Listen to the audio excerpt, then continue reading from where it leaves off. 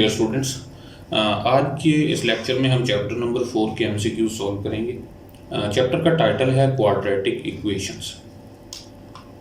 First MCQ है solution set of the quadratic equation x square minus 7x plus 10 equal to 0 is. तो basically ये exercise 4.1 से MCQ लिया गया है कि एक क्वाड्रेटिक इक्वेशन है, इसको हमने सॉल्व करना है और सॉल्व करने के 3 तरीके हैं। हम इसके फैक्टर भी बना सकते हैं, स्क्वायर भी कंप्लीट कर सकते हैं और क्वाड्रेटिक फार्मूला भी यूज़ कर सकते हैं। तो मैं उनमें से इसके फैक्टर बनाऊंगा। हम इसे लिख सकते हैं x square minus 5x minus 2x and plus 10 that is equal to 0। अब ये -5 और -2 मैंने इसलिए लिए हैं कि यही दो ऐसे नंबर हैं जिनको ऐड करने से -7 मिलता है और मल्टीप्लाई करने से 10 मिलता है। सो फर्स्ट 2 में से जब हम x कॉमन लेंगे तो ये होगा x माइनस 5 और नेक्स्ट में से -2 कॉमन लेंगे तो again x minus 5 that is equal to 0। हम इसे लिख सकते हैं x minus 2 into x minus 5 which is equal to 0। इसका मतलब x minus 2 equal to 0 and x minus 5 is equal to 0। तो x इक्वल है 2 and x is equal to 5। तो यहाँ से हमें इसका जो सॉल्यूशन सेट मिलेगा उसके दो मेंबर होंगे 2 and 5। So option a is right. Question number 2 है कि extraneous root of the quadratic equation is. अब हमें क्वाड्रेटिक इक्वेशन दी गई है और हमें इसके एक्सट्रेनियस रूट बताने हैं कि कौन से हैं। बेसिकली एक्सट्रेनियस रूट से मुरादी है कि वो रूट जो उस इक्वेशन को सेटिस्फाई नहीं करता। अब ये नीचे कुछ ऑप्शन दिए गए हैं, दो तरीके हैं। एक तो ये है कि हम इस क्वाड्रेटिक इक्वेशन को सॉल्व करना शुरू करते हैं, फिर उसमें से जो आंसर आए हैं उनको फिर वेरीफाई कर रहे हों, या फिर दूसरा तरीका ये है कि दिए गए ऑप्शंस में से चेक कर लें कि कौन सा ऐसा रूट है या कौन सी ऐसी वैल्यू है जो इसको सेटिस्फाई ही नहीं करता। अच्छा, अब हमारे पास जो ऑप्शन है वो है 1/3 माइनस 16/3 एंड 0। इनमें से हमने देखना है कि कौन सा ऐसा नंबर है जो इस इक्वेशन को सेटिस्फाई नहीं करता। तो जो सेटिस्फाई नहीं करेगा वो एक्सट्रेनियस रूट होगा।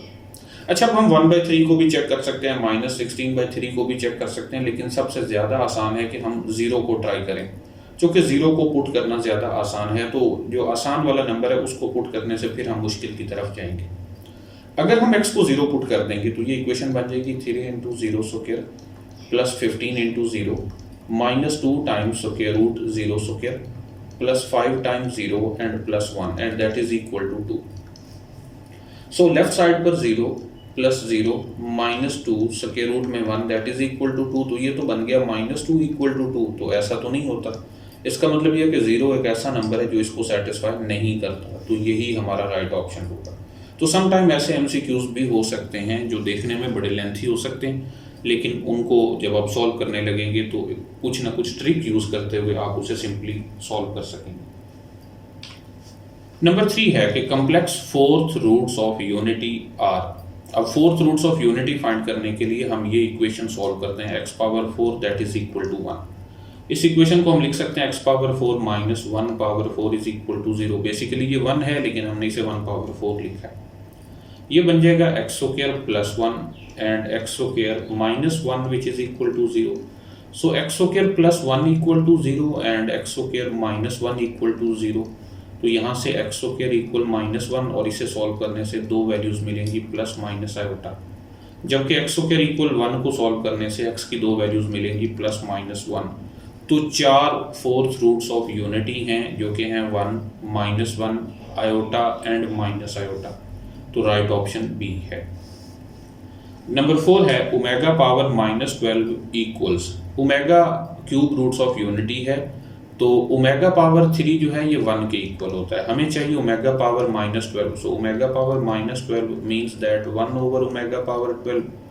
हम इसे लिख सकते हैं 1 divided by omega cube and whole power 4। Omega cube जो कि 1 होता है, so 1 over 1 power 4 which is equal to 1। So right option is A. Number 5 है if one root of this equation is 2 then value of A is. अब हमारे पास जो equation given है वो है x square plus ax plus 2 equal to 0 और हमें बताया गया है कि 2 इसका रूट है। रूट है इसका मतलब यह है कि अगर हम x को 2 से रिप्लेस करते हैं तो इक्वेशन सेटिस्फाई होती है।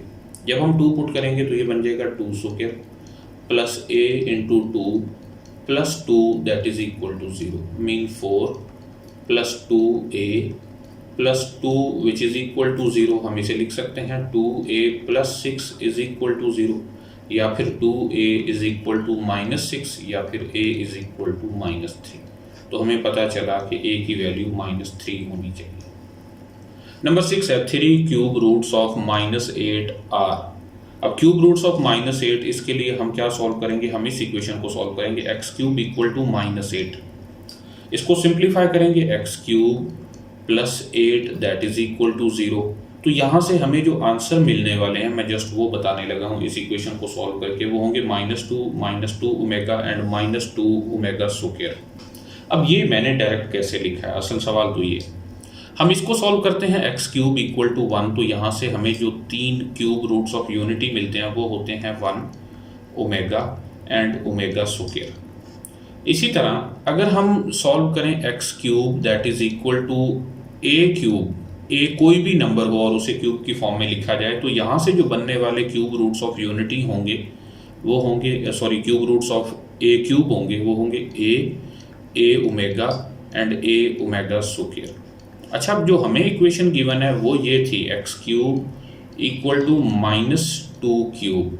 तो इस सूरत में जो बनने वाले क्यूब रूट्स होंगे वो होंगे -2 ओमेगा एंड -2 ओमेगा स्क्वायर। तो ये एक शॉर्ट ट्रिक के तौर पर भी आप याद रख सकते हैं, सॉल्व भी किया जा सकता है।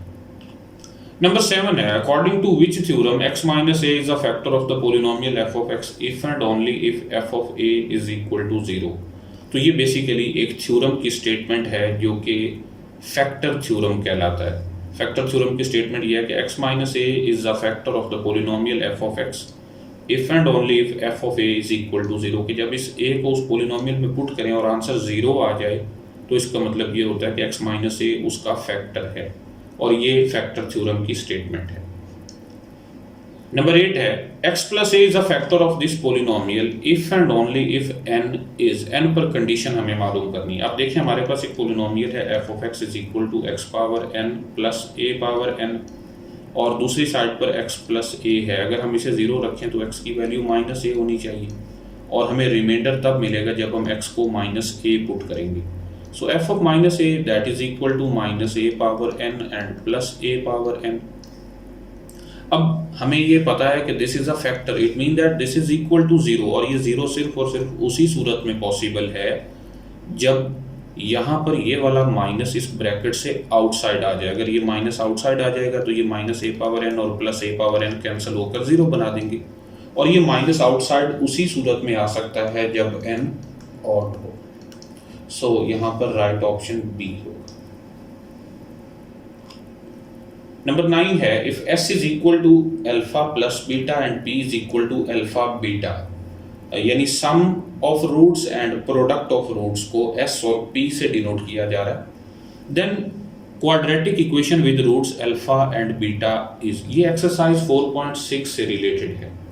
अगर अल्फा और बीटा हमें रूट मालूम हो तो इक्वेशन बनाने के लिए ज़रा देखिए, हम इसे इस तरह से भी देख सकते हैं कि अगर अल्फा और बीटा रूट हैं तो it mean x minus alpha and x minus beta should be equal to 0.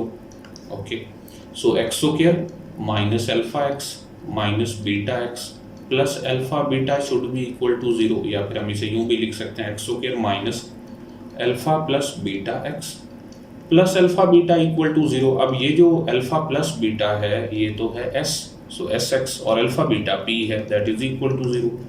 तो हम ये कह सकते हैं कि यहाँ इक्वेशन बनेगी x square minus sx plus p equal to 0। Number 10 है कि roots of this equation are. अब हमें रूट मालूम नहीं करने, बेसिकली ये पूछा गया कि वो रूट्स किस नौइयत के हैं, वो रैशनल हैं, वो रियल हैं, वो कम्प्लेक्स हैं, या फिर इनमें से कोई भी नहीं है। तो दो तरीके हैं, एक तो ये है कि हम इस इक्वेशन को सॉल्व कर लें, लेकिन ये थोड़ा सा मुश्किल हो सकता है बाज़ इक्वेशंस में, और दूसरा ये है कि नौइयत बताने के लिए हम यहाँ डिस्क्रिमिनेंट फाइंड कर लें। डिस्क्रिमिनेंट क्या होता है, ये होता है b square minus 4ac। b क्या है, b is the coefficient of x जो कि 7 है, सो 7 स्क्वायर माइनस 4a जो कि x स्क्वायर का कोएफिशिएंट होता है, और c कांस्टेंट टर्म जो कि -3। तो ये होगा 49 minus minus plus 4 2s are 8 3s are 24 that is equal to minus minus plus, okay, तो 3 एंड 4 प्लस 2 6 7, तो ये 73 बन गया। अब आप देखें 73 है, ये एक रियल नंबर है, पॉजिटिव नंबर है, और उसके साथ साथ स्क्वायर नहीं है, नॉट कंप्लीट स्क्वायर। इसका मतलब ये हुआ कि ये इसके जो रूट्स होंगे वो रैशनल होंगे, सॉरी रियल होंगे। रैशनल उस सूरत में होते हैं जब कंप्लीट स्क्वायर हो, तो ये हम जस्ट इसको रियल कह सकते हैं। ये डिस्क्रिमिनेंट की प्रॉपर्टीज हैं कि अगर डिस्क्रिमिनेंट पॉजिटिव है तो रियल है, अगर कंप्लीट स्क्वायर भी है तो रैशनल है, और अगर नेगेटिव है तो कॉम्प्लेक्स होते हैं। नेक्स्ट एमसीक्यू नंबर 11 है, क्या number exceeds its square by 56, कि एक ऐसा नंबर है जिसमें से उसके स्क्वायर रूट को माइनस किया जाए तो 56 मिलता है। यानी इक्वेशन है x minus square root of x that is equal to 56। अब एक तरीका तो यह है कि हम इस इक्वेशन को सॉल्व कर लें और फिर देखें यहाँ से क्या आंसर मिलता है, या फिर एक तरीका ये भी हो सकता है कि ये जो आंसर दिए गए हैं इनको चेक कर लें वन बाय वन के कौन सा आंसर ठीक है। तो ज़रा अगर हम 9 को चेक करें तो 9 माइनस स्क्वायर रूट ऑफ 9 जो कि 3 होता है, ये तो 56 नहीं है, इसका मतलब ये राइट ऑप्शन नहीं है। अगर 25 को चेक करें तो 25 माइनस 25 का स्क्वायर रूट जो कि 5 है that is not equal to 56, so ये भी आंसर नहीं है। इसी तरह 36 minus square root of 36 6 is not equal to 56, तो ये भी राइट ऑप्शन नहीं है। तो आंसर 64 ही बचता है। देखिए 64 माइनस स्क्वायर रूट ऑफ 64 लेंगे तो जो कि 8 होगा, सो 64 माइनस 8 इज इक्वल टू 56, ये ठीक है। तो यही हमारा राइट ऑप्शन है। ये एक्सरसाइज 4.10 से लिया गया क्वेश्चन है।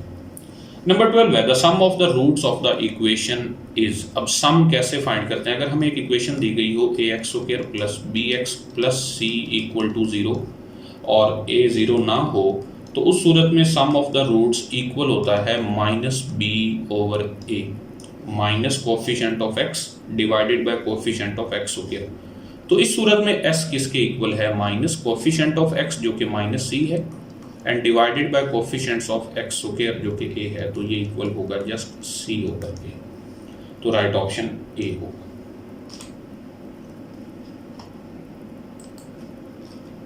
Number 13 the product of the 4 fourth roots of unity is. पहले हम 4 fourth roots of unity find कर चुके हैं जो कि 1 माइनस 1 आयोटा और माइनस आयोटा है।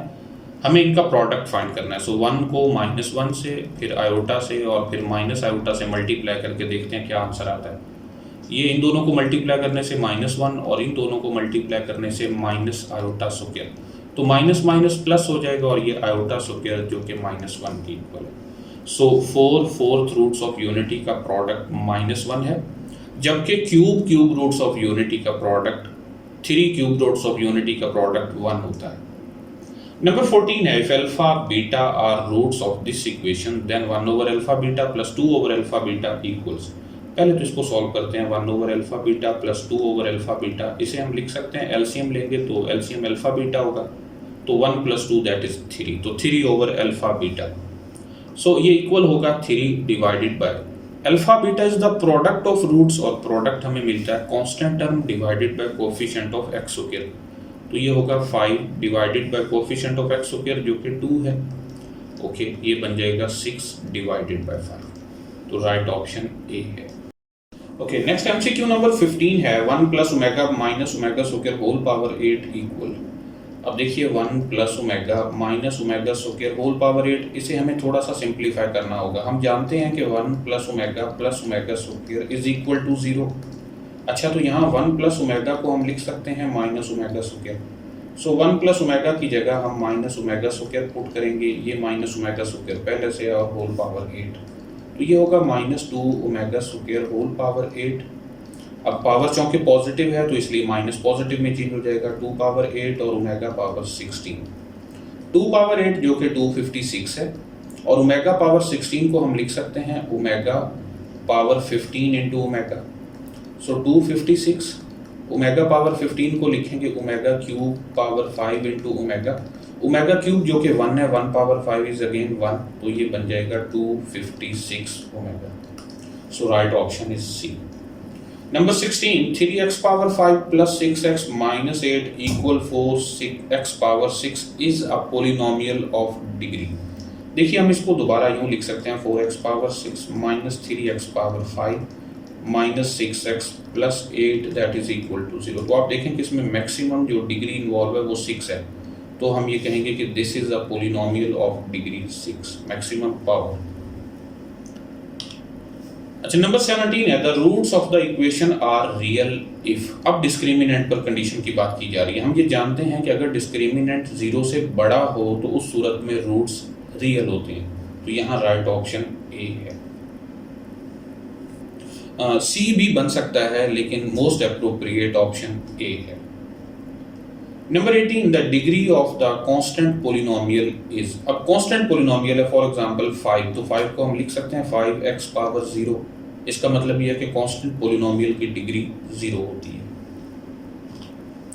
Number 19 8 power x equal 1/2 then x equals.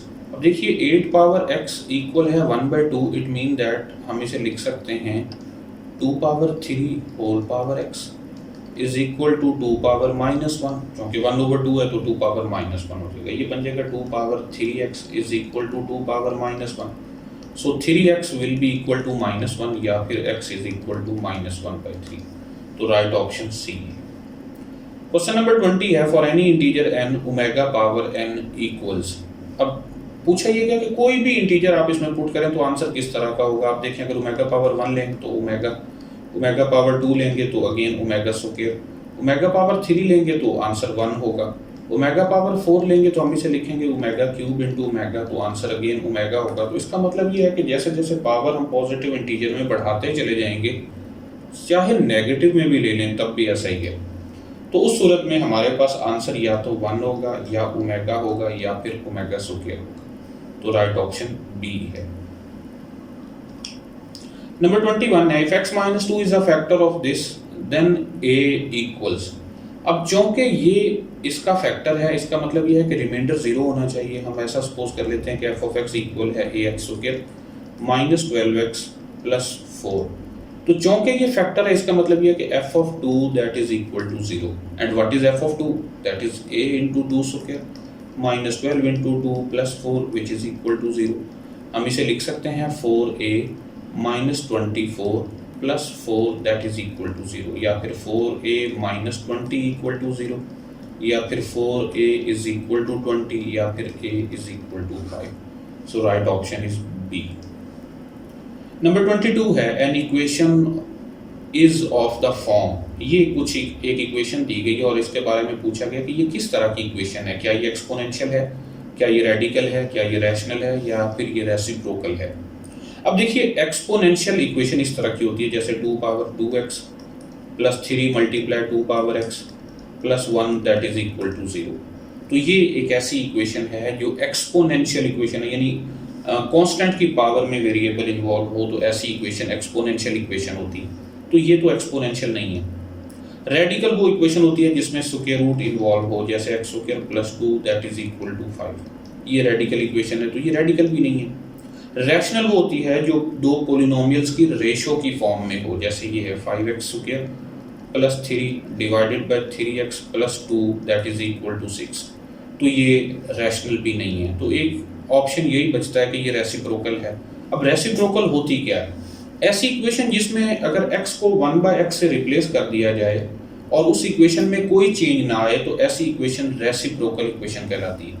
जरा इसी इक्वेशन में देखिए, हम हर x को 1/x पुट करते हैं तो ये बन जाएगी 6 into 1/x power 4 plus 1 minus 8 into 1/x power 3 plus x की जगह फिर 1/x और plus 9 into 1/x whole square that is equal to 0। तो इस इक्वेशन को अगर हम सिंप्लीफाई करें तो ये बन जाएगी 16 इंटू 1/x पावर 4 प्लस 1 यानी 1 plus x power 4 divided by x power 4 okay minus 8, और यहाँ पर भी जब हम एलसीएम लेंगे तो x क्यूब होगा, तो x क्यूब और जब हम एलसीएम ओपन करेंगे तो ये बनेगा 1 plus x square plus 9 divided by x square that is equal to 0। तो अगर हम इस मुकम्मल इक्वेशन को x पावर 4 से मल्टीप्लाई कर दें तो ये इक्वेशन कुछ यूं बन जाएगी 16 इंटू 1 प्लस एक्स पावर 4, क्योंकि x पावर 4 तो कैंसिल हो जाएगा, -8 और चूंकि यहाँ x क्यूब है इसका मतलब एक x मल्टीप्लाई होगा और हम इसे इनसाइड लिखें तो x प्लस एक्स क्यूब लिख सकते हैं और +9 जो कि x पावर 4 से मल्टीप्लाई कर रहे हैं तो ये 9x स्क्वायर इक्वल टू 0 होगा। तो आप देख सकते हैं कि ये इक्वेशन और दी गई इक्वेशन ये दोनों सेम हैं, तो राइट ऑप्शन डी है। नेक्स्ट एमसीक्यू है कि the roots of this equation are. अब रूट पूछे नहीं गए बल्कि उनकी नौइयत पूछी गई है कि वो किस तरह के हैं। तो आइए इसका डिस्क्रिमिनेंट फाइंड करते हैं। डिस्क्रिमिनेंट जो कि होता है b स्क्वायर माइनस 4ac यानी 1 square minus 4a and c। तो ये होगा 1 plus 24 that is equal to 25। हम इसे लिख सकते हैं 5 स्क्वायर। तो चूंकि ये पॉजिटिव है और कंप्लीट स्क्वायर है इसका मतलब ये हुआ कि यहाँ से जो बनने वाला रूट है वो रैशनल है। Okay, number 24 leading coefficient of the equation is. Leading coefficient वो नंबर होता है जो मैक्सिमम पावर के साथ वाला होता है। आप देखें मैक्सिमम पावर x पावर 3 है तो इसके साथ जो कोएफिशिएंट है वो 1 है, तो हम ये कह सकते हैं कि इसका लीडिंग कोएफिशिएंट 1 है। और अगर इसकी डिग्री पूछी गई होती तो वो 3 होती। नंबर 25 है if omega is the root of the equation x square plus x plus 1 equal to 0 then omega square equals. अब एक रूट हमें बताया गया है और उसका स्क्वायर हमने फाइंड करना है। अब जरा इस इक्वेशन को देखिए, इसके रूट एग्जैक्टली ओमेगा और ओमेगा स्क्वायर ही मिलेंगे। x will be minus b plus minus b square.